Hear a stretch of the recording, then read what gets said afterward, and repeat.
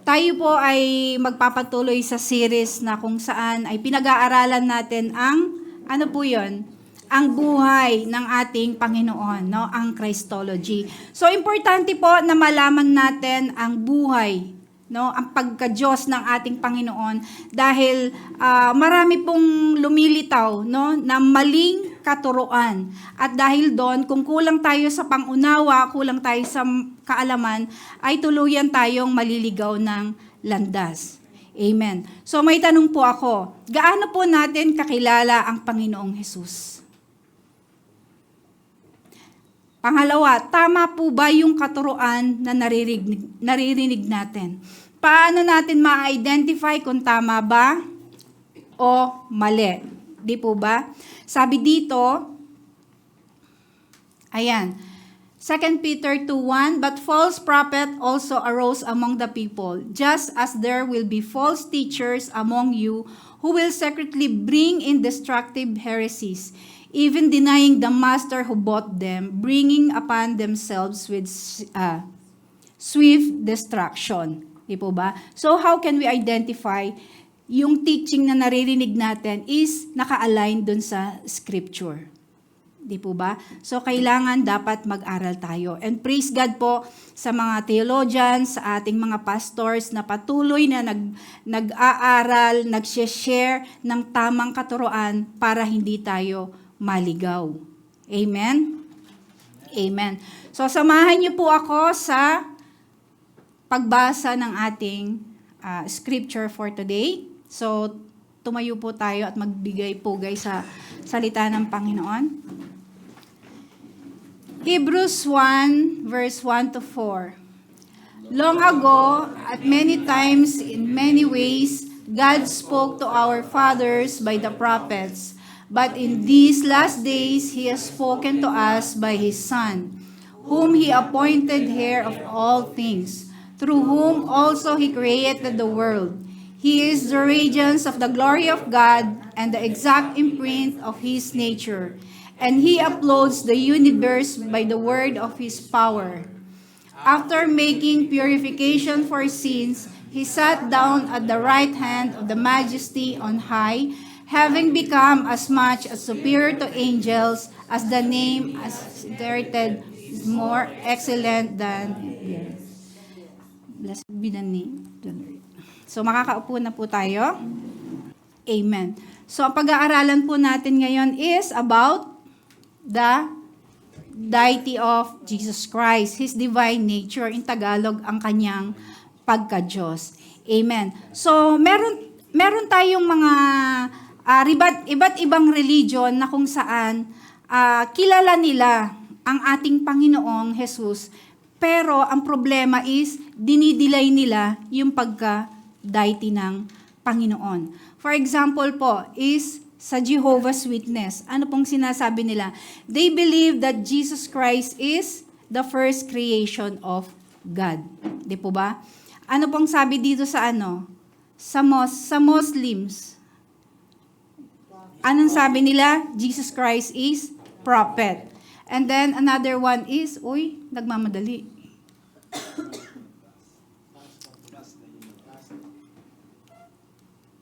Taas. Ay, joke. Sige. Mormons. Hindi, joke lang. Kinakabahan lang ako kaya. Sige lang po. Ayan. Ang sabi ng mga Mormons is, Jesus is a man who became God because of His work. Kumbaga, nag-level up. Tao si Jesus na naging Diyos dahil sa kanyang mga gawa. And the Mormons believe that Jesus Christ is a brother of Lucifer. Tama po ba? May nag-object po ba doon? So, makikita po natin sa mga katuroang ito is mali po kung ibabase po natin sa scriptures. Okay. Tawag dito, Jesus is not a created being. He is God. Okay? He is not a prophet. He is God. Amen? And Jesus became, sabi dito, a human, yung incarnation niya, for the purpose of our redemption. Amen? So napakahalaga po na accurate yung Christology na pinag-aaralan natin dahil pagka-accurate ito, ang makikita natin ang katotohanan, mas magiging malinaw po natin mas magiging malinaw po sa atin ang pagkatao or pagka-Diyos ng ating Panginoon. Amen? So, pasensya na po, kinakabahan talaga ako. So, isa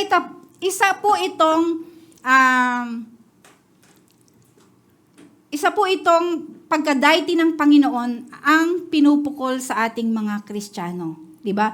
Sabi sa Bible, He is God and at the same time, He is human. Di po ba? So, wag po tayong mako-confuse doon. So, ipapaliwanag po sa atin ng Panginoon maya-maya. So, who is God? Jesus is one divine person, the second person in the triune God with two nature, divine and human nature. Okay. So, balikan po natin yung napag-aralan natin before, yung about the attributes of God. Makikita natin yung pagka-deity niya. He is infinite, eternal, unchangeable in His being, wisdom, power, holiness, justice, goodness, and truth. And He is the Lord of creation and providence. He is the Lord of history. He has always had a perfect union and communion with the Father and with the Spirit, always face to face. Kasama niya ang Diyos Ama at Diyos Anak. And meron din siyang human nature through His incarnation. So, mapapasadahan po natin yan maya-maya.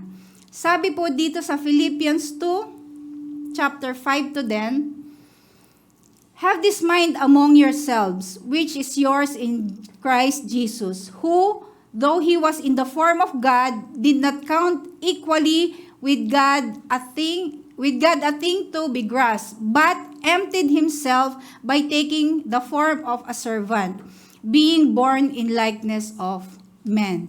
And being found in human form, He humbled Himself by becoming obedient to the point of death, even death on the cross.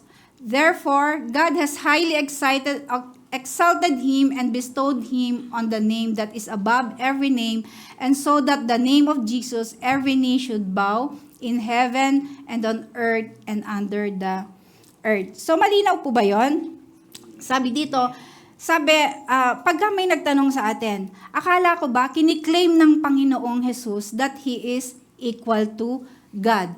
Pero sabi dito kanina, sa 6:7, ano sabi doon? Ayun na. Though He was in the form of God, did not count equally with God a thing to be grasped. So, paano po to? Equal siya sa Diyos Ama, okay? In nature, in power, and in everything. Ang nangyari lang po dito is, hinubad niya po yung pagka-Diyos niya. He didn't lose His deity, but gained human nature as a servant po, no? Bilang servant. So, hindi po mapupulfill ang prophecy sa Old Testament kung hindi po magkakatawang tao ang ating Panginoon. Amen? Hindi po tayo magkakaroon ng kaligtasan kung hindi magkakatawang tao ang Panginoon. Amen? So, sabi po dyan is, who in the form of God. Form is, na pag-aralan po natin, in Greek is morphe. Tama po ba? Morph. The exact meaning of something, like po yung DNA, okay? So, tignan po natin yung yung theme po natin last time, the metamorphosis, di ba? Our transformation, no, through the power of the Holy Spirit, di ba? It is the Holy Spirit transforming us into Christ likeness nung tinanggap natin ang ating Panginoon. So ganun din ang ating Panginoon, though He was in the form of God, nagkatawang tao siya for our redemption. And then sabi diyan, He emptied Himself. Emptied in Greek word is kenosis or kinao, which means emptying. Asa na nga ba yun? Ayan pala, sorry. Ayan. Which means emptying. So when Jesus became a man, nawala po ba ang pagka-Diyos niya? Sa tingin natin. Hindi po, no? In what sense that He is still God? Sabi diyan, He made Himself no reputation. Yun ang pagkakasabi sa King James Version. Dito po sa version na ito is, He emptied Himself, took the place of a servant. So, Jesus became a servant. Sabi nga ni Jesus, di ba, sa John, He came to serve and not to be served. Di po ba? So, okay po ba yon?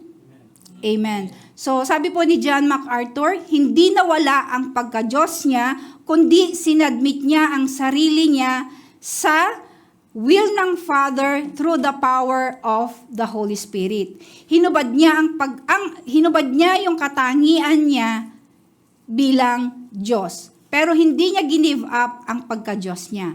Kundi, anong ginawa niya? In-embrace po niya yung plano ng Panginoon sa kanya. Amen? Amen po ba? Amen. Amen. So, sabi nga po niya sa John, di ba, I only do what fathers want me to do. And I only do the will of the Father. Amen? So, ang reference ko nga po pala, nakalimutan ko sabihin, is the Blue Letter Bible kay David Hacking and some teachings of Dr. John MacArthur, si R.C. Sproul, and nakalimutan ko po yung iba. So, yan po. Kung meron pong mga masasabi na hindi angkop ay sabihin lang po para malinaw. Kasi kinakabahan talaga ako katatapos ng exegesis natin. Amen. So, dito po sa sa Philippians 2 is makikita po natin yung humility ng Panginoong Jesus sa will ng Father. Andun po yung submission niya to the point of, kanina anong sabi niya? To the point of death. Kaya naman sabi niya, ang Panginoong Diyos Ama, diba, sinabing He is the name above all name, tinaas siya, all knees shall bow down, and He is Jesus Christ the Lord. Amen? So, Pastor Julius, ano po ba, konektado po ba dito, ang itinataas ay ibinababa? At ang ibinababa ay tinataas? Hindi po, di ba? Amen. So, sabi dito, Jesus Christ, the God-man, is acknowledged in two natures, unconfusedly, unchangeably, indivisibly, and inseparably. The difference of the natures being in no way removed because of the union, but rather the properties of each nature being preserved, and both concurring into one person, not as though he was parted or divided in two persons, but one and the one self same Son and only begotten God, Word, Lord Jesus Christ. Sabi ni Sinclair Ferguson. Amen? So, sino po magtatagalog nito? Si Kuya Jason. Si Jesucristo, ang Diyos at tao, ay kinikilala sa dalawang pagkakakilanlan. Walang pagkalito, hindi nagbabago, hindi nahahati, at hindi mapaghihiwalay. Ang pagkakaiba ng kanyang nature ay hindi nawala. Sa halip ay nanatili at parehong sumang-ayon sa kanyang pagkatao. Hindi siya nahati sa dalawang persona at kundi nanatiling isa at nag-iisang bugtong na anak ng Diyos. Yung word na sinasabi natin sa John 1:1, the Lord Jesus Christ. Amen? Amen. So, sabi dito sa Hebrews 1:3, He is the radiance of the glory of God and the exact imprint of His nature. So this is the most important identity ng ating Panginoon. Exact imprint ng nature ng ating Diyos. Imprint in Hebrew is word chotam, which means seal, mark, or stamp. Amen. Alam po ba natin ito? Naku, malabo.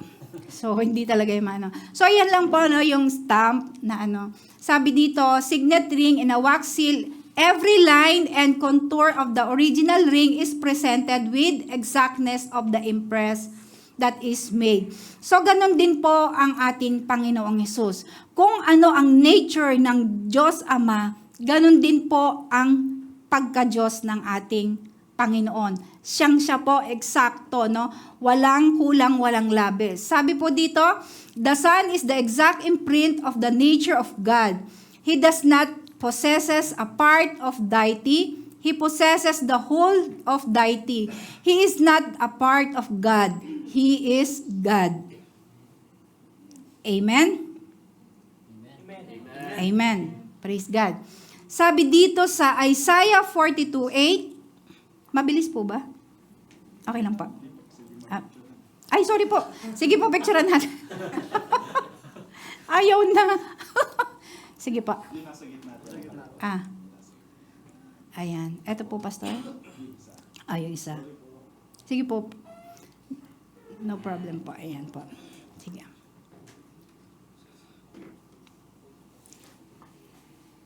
Amen. Okay na po. So, second slide po tayo.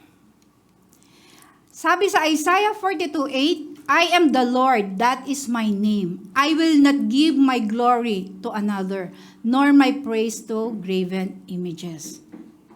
Amen.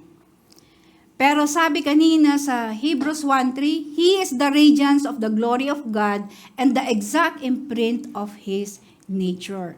So, paano po ito, di ba? Sabi niya, hindi ko ibibigay ang glory ko sa iba. But sabi dito kay Jesus, He is the radiance of the glory of God. Di po ba? So, same glory po that shines from the Father to the Son po. So, parehas sila. Ibig sabihin, if the Father shares His glory to Jesus, isa lang po ang ibig sabihin nito. Jesus is the Yahweh, the God na sinasabi sa Isaiah.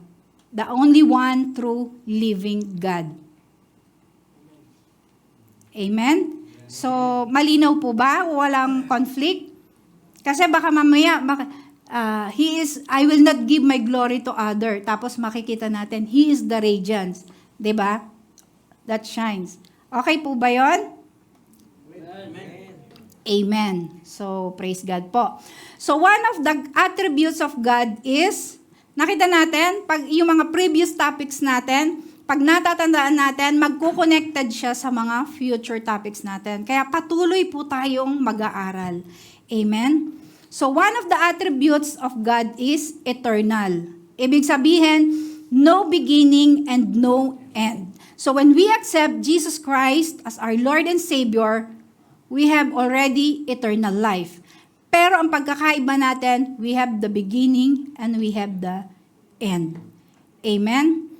Okay. So, anuhin po natin ang pre-existence ng ating Panginoon. So, ito po palang mga nito, yung mga verses po dito is nabanggit na rin nung nag-start tayo ng Christology. Yung iba mauulit po para mas maintindihan natin ang pagka-deity ng ating Panginoon. Konektado po siya. Amen?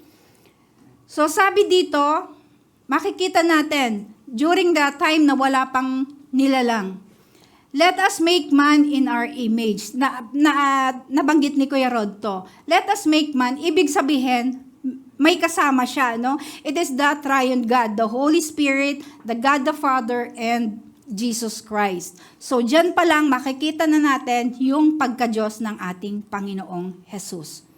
Amen? Okay. So, doon po sa fall of humanity, okay, doon sa binanggit sa fall of man, sino po nag-ano nun? Si Pastora Gina.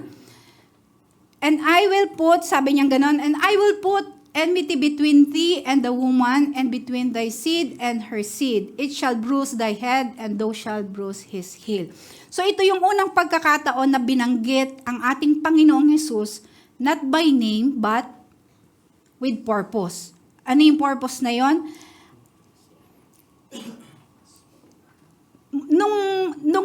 During the fall of man, okay, nagkasala ang tao, sin entered the world.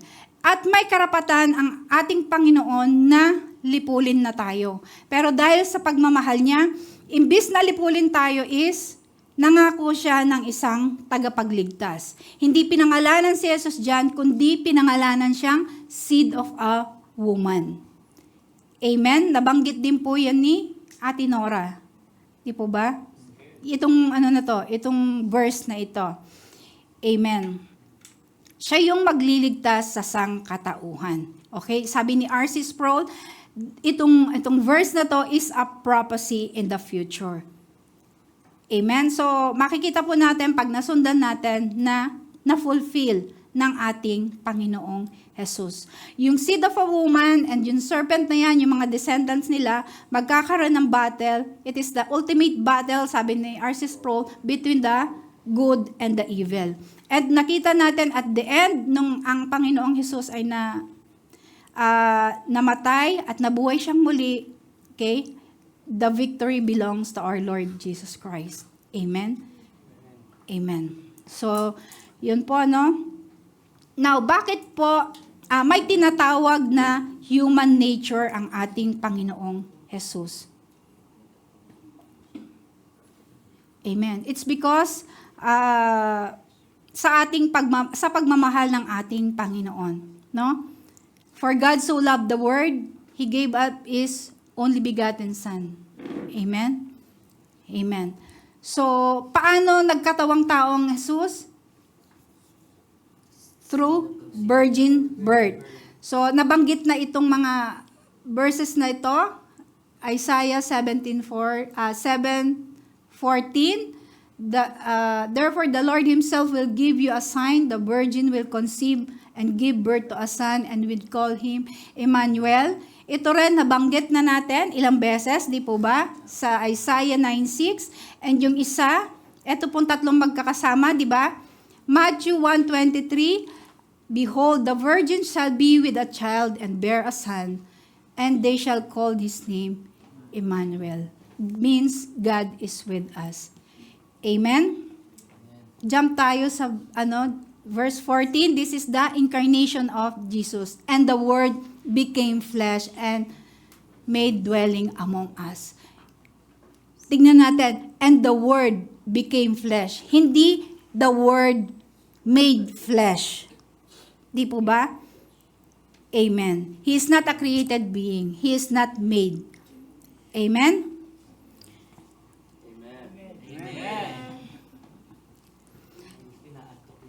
Ayon. Kaya nga may nakikita akong mga mapungay ang mata. Ano po bang dapat nating gawin? Ayan. Ito po yung pagkakatawang tao ng ating Panginoon. Okay, incarnation. In Greek is ginomai. Nabanggit din yata ito ni Kuya Rod. Amen. It is a change of condition. Ibig sabihin, from God to human. Amen? So, naging human na ang ating Panginoon. Nabuhay siya dito na sa mundo ng parang normal na tao. Ang pagkakaiba lang natin is, nabuhay tayo ng makasalanan. Siya walang kasalanan. Amen? Walang pagkakasala. Sorry po. So tayo ipinanganak sa linya ni Adan at Eva. Amen? Kaya tayo ay may kasalanang mana. Si Jesus naman ay pinanganak through conceived by the Holy Spirit. Kaya makikita natin, sabi sa Corinthians, kailan may hindi nagkasala si Kristo. Ngunit alang-alang sa atin, itinuring siyang makasalanan para sa pamamagitan niya ay maituring tayong matuwid ng Diyos. Amen? So siya ay tao, tayo ay tao. Nakita po natin yung pagkakaiba natin sa Kanya. Di po ba? Tayo may kasalanan. Galing tayo sa linya ni Adan. Siya galing sa linya ng Panginoon. Amen? Na topic ni Ate Nora yung genealogy, no? Last time. Amen. So, yun po, no? Makikita natin dito, pag-aralan natin ngayon ang Jesus self-witness, okay?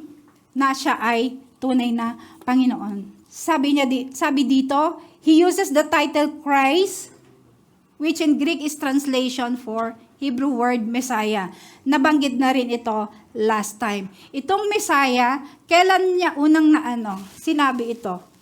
Natatandaan po natin yung kwento, the woman in the well, Samaritan woman in the well. Di po ba? Sabi doon, the woman said unto him, I know that Messiah, sabi, ay darating, come, which is called Christ. When He is come, He will tell us all things. Jesus unto her. Sumagot ang ating Panginoon, I the speak unto thee.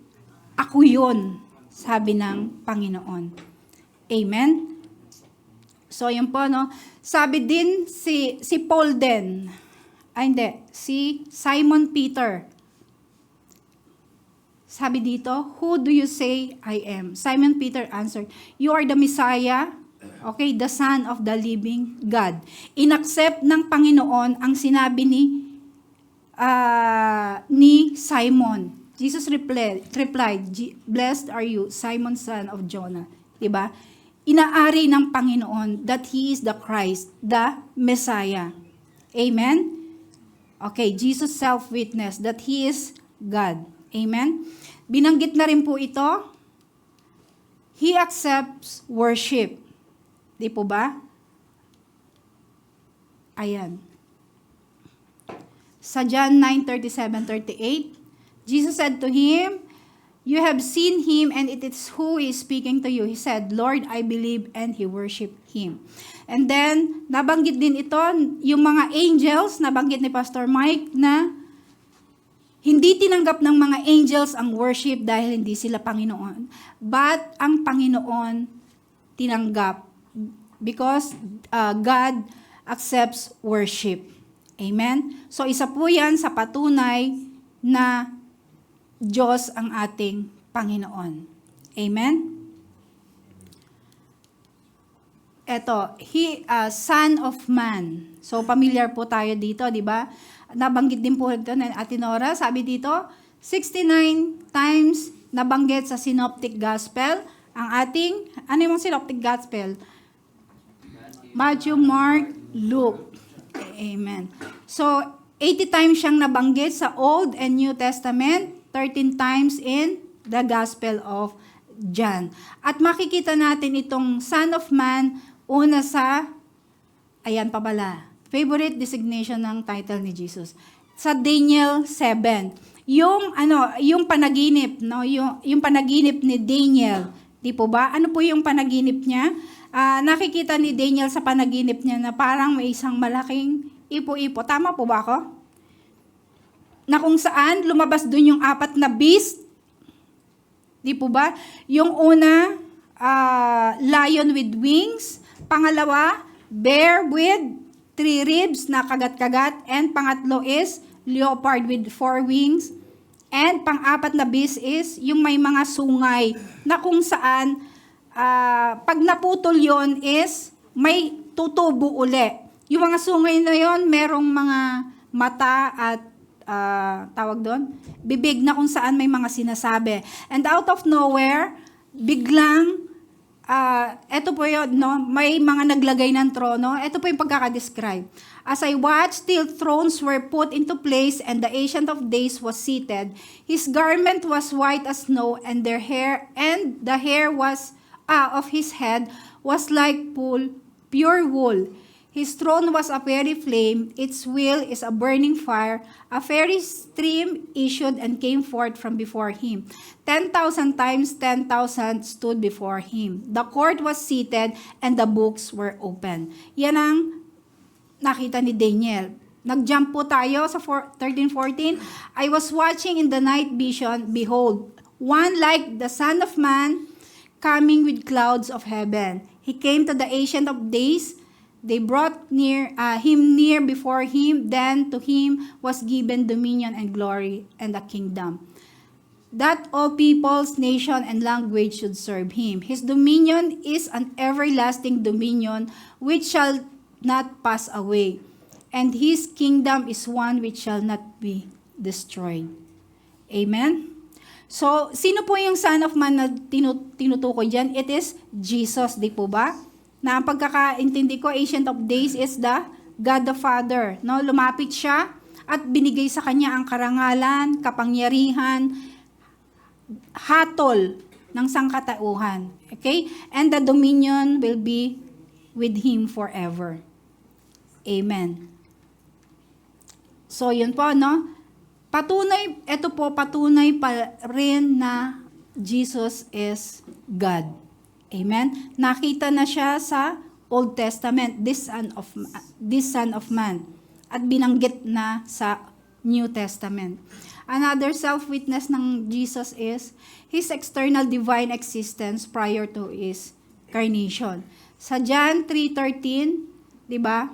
No man had ascended to heaven, but He that came down from heaven, even the Son of Man, which is in heaven. Bago pa lang siya mag-reincarnate, nasa heaven. Bago pa lang siya bumaba sa lupa, nakita natin na galing na siya sa langit, no? Pre-incarnation.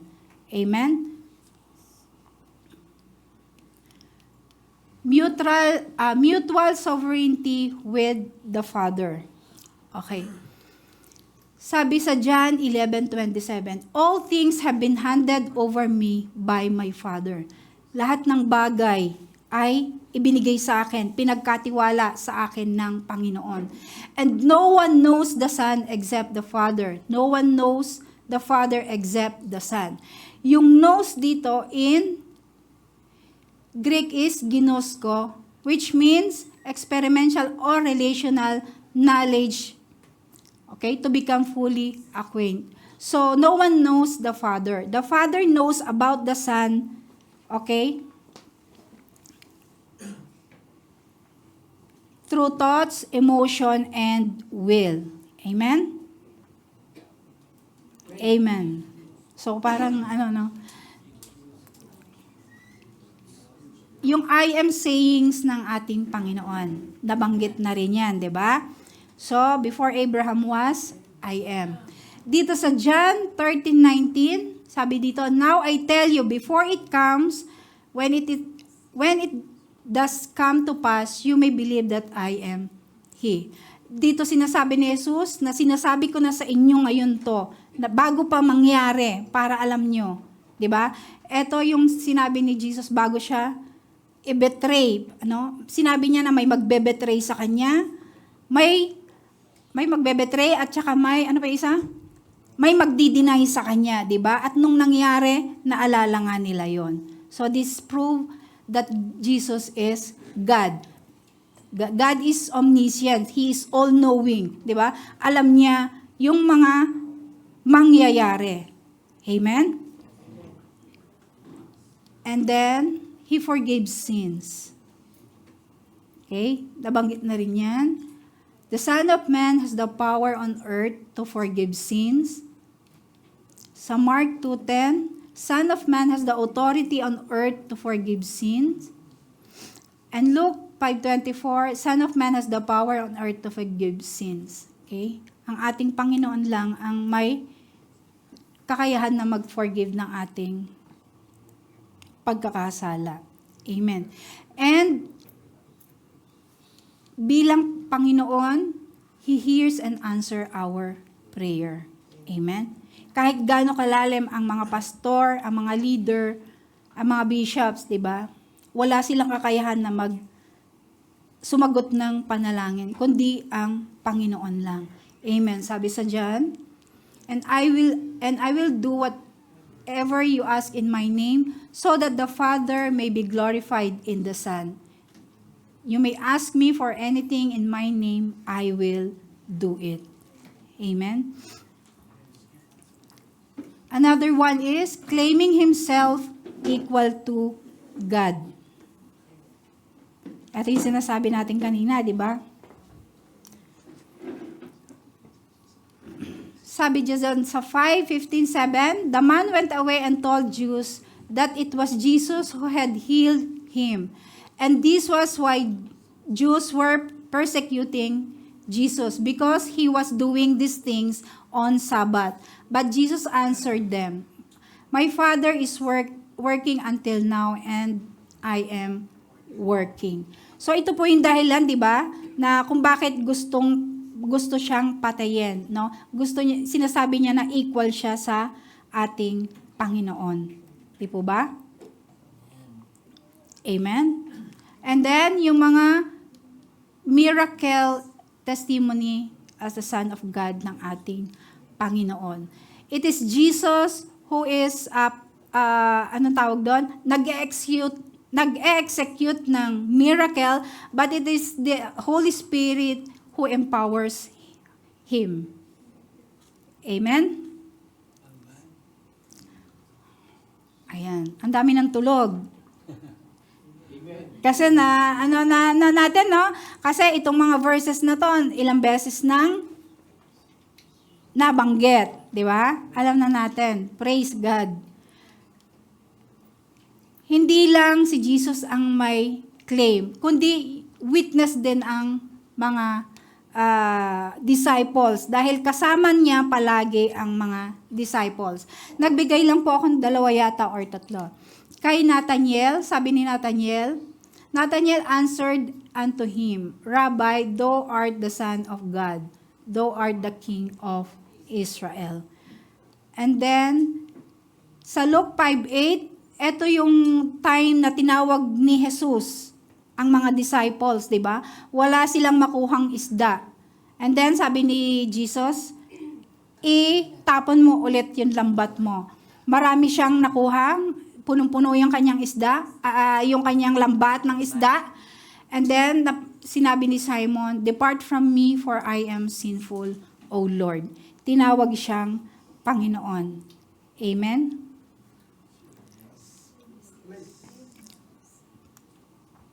Okay. Peter called Jesus Holy One of God. Okay. Ito po yung scene na kung saan marami siyang mga, nasa sermon po siya kasama yung mga disciples. And then, nung sinabi niya dito, this is why I told you that no one can come to me unless it is granted him by my Father. Nagsitalikuran na yung mga tao. At natira na lang yung mga disciples. And then, tinanong niya yung mga disciples, do you want to go away as well? Sabi ni Simon Peter, you have the words of eternal life. Hindi sila tumalikod. Okay? And we have believed and have come to know that you are the Holy One of God. Amen? Okay. At isa pa po na patunay na siya ay tunay na Diyos because of His vicarious death. Okay? Siya ay namatay. Okay? Vicarious death meaning something done for someone else. Ito yung pagsasakripisyo. Amen? So, sabi dito na ano natin tong kanina? Siya ay namatay para sa ating mga kasalanan. Amen? At hindi mafulfill ang prophecy sa Old Testament kung hanggang namatay na lang siya. Sa Bible, kung hindi siya nabuhay. Yan din ang patunay na siya ay Diyos. 'Di ba? Yung resurrection niya. This is the greatest miracle ng ating Panginoon. Amen? So sabi diyan sa 1 Corinthians 5:14, on the third day, sabi doon, that He was buried and the third day He rose again. Di po ba? And then, sa Luke 24:39, nabanggit din ito ni Ate Nora. Di ba? Sabi ni Jesus, look at my hand. Eto ako, no? Touch me, hindi ako multo. Meron akong laman. Amen? Ayan. And then, sa John 20:27-29, okay? Eto sino to? Si Doubter. Thomas Doubter. Hindi yung doubter ni Kuya Jack. Si Kuya Ate Nudge. Doubter. Okay. Ascension to heaven. Diba? Siya ay bumalik sa langit. Sabi sa Acts 1:9, ano sabi sa Acts 1:9? After he said this, he was taken up before their very eyes, and a cloud hid him from their sight. No? Bumalik na ang ating Panginoon sa langit. Sa Revelations 1:7-8, nabanggit din yan. Look, he is coming in the clouds. Every eye will see him, even those who pierced him. And on his account, all the tribe of the earth will wail. so it is to be. I am the Alpha and Omega, says the Lord, who is and who was and who is to come, the Almighty. Amen? Amen. So, yun po. At ito po ang isa pa sa patunay na siya ay Diyos sa ating triunity. He is one of the persons in triunity. Sabi, triune God is the Christian doctrine concerning the nature of God, which defines as one God existing in three. Co-eternal, they are, tawag doon, exist together eternally, substantial, they are pareha sila na nature. Okay? God the Father, God the Son, and the Holy Spirit. Three distinct person sharing in one essence, substance, or nature. Amen? Isa pong proof that He is one God sa Old Testament, sa Deuteronomy, sabi dito, Hear, O Israel, the Lord God, the Lord our God, the Lord is one. And emphasize din po ito sa New Testament, sa Mark 12:28-30. Sabi dyan, di ko nababasahin, ito na lang, Hear, O Israel, the Lord our God, the Lord is one. Amen? Amen. Amen. Amen.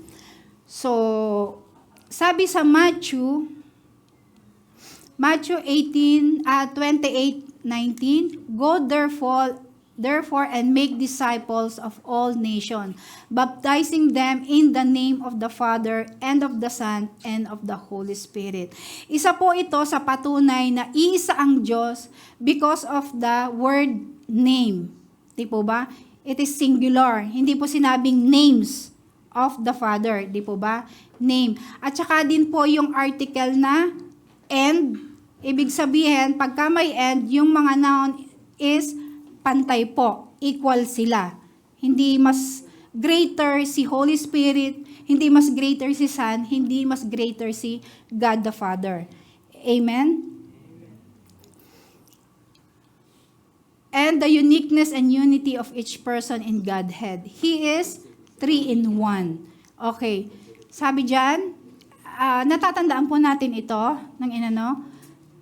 The Father, ito yung uniqueness niya. The Father is not the Son, the Holy Spirit is not the Son, and the Son is not the Father. But they are, the Father is God, the Holy Spirit is God, and the Son is God. Okay? Yung Son, ito si Jesus, the second person. So, kung wala ang Diyos, ang anak, hindi mabubuo ang triune God. So, yun po. Amen? Sabi dito, Father is the first person, creator. Makikita natin yan sa 1 Peter 4:19. Son is the second person, redeemer and mediator. And the Holy Spirit is the agent of sanctification. It is He who empowers.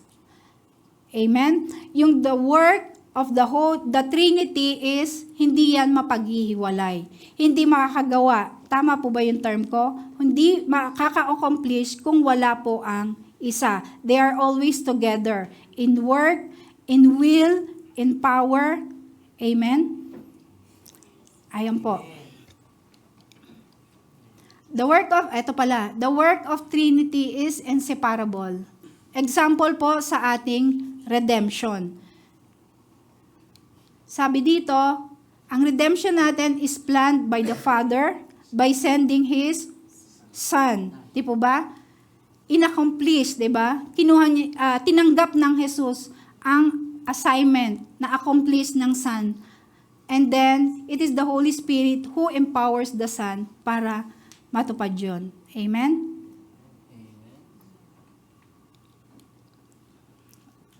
Ito po, dun sa resurrection ng ating Panginoon. They work together din po. Sabi sa Ephesians 1:19-21, sabi dito, and what is the exceeding greatness of His power to us? to us word to believe. Sorry, nagkakali ako. According to the works of His almighty power, which He wrought in Christ, when He raised Him from the dead, it is the Father, and set Him at His own right hand in the heavenly places. Okay, it is the Father who raised Him from the dead. Sabi naman ni Jesus sa John 10:18, no man take it from me, but I lay down myself. I have the power to lay it down, and I have the power to take it again. This is the commandment that I have received from my Father. Amen. And then the Holy Spirit, sabi dito sa Romans 8:11, the Spirit of Him that raised up Jesus from the dead. So it is the triune God who raised Jesus from the dead. Amen.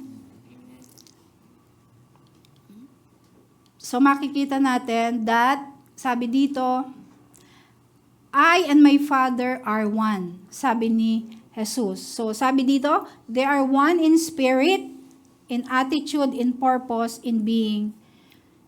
Amen?